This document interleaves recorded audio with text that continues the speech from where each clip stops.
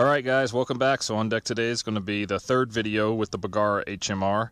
The first video we did an accuracy test and intro to the rifle. The second video we were trying to finalize our ballistic data. We fired at 300, 550, and 700 yards. And today we're going to attempt a 1,000-yard shoot.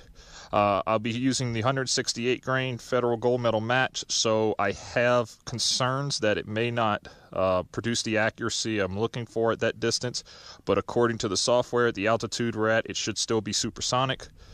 So let's give this a whirl. All right, we're 1,000 yards out.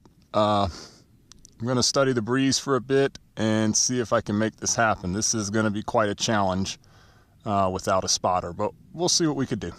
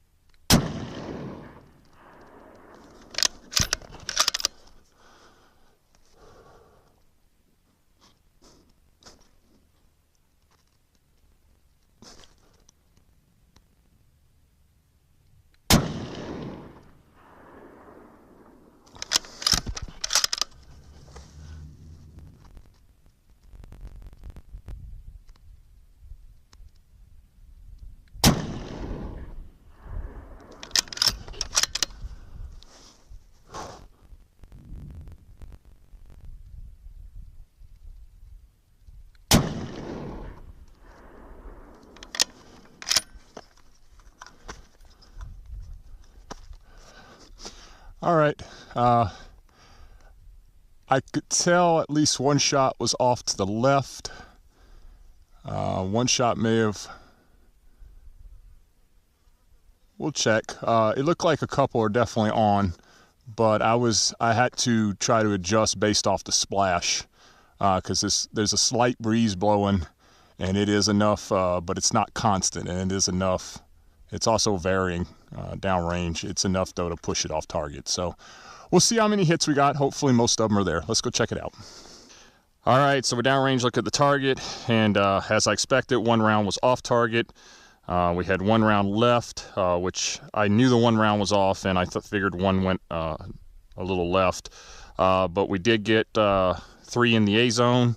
Looks like our elevation is looking really good.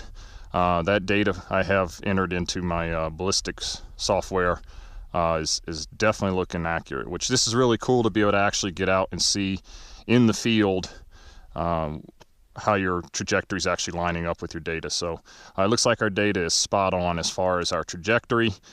I was worried these rounds wouldn't actually hold the accuracy at this distance. These are the 168 grain.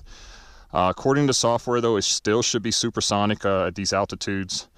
Maybe if I was at sea level or something like that, we might have a problem after about 900 yards or so. But it does look like they're holding their accuracy.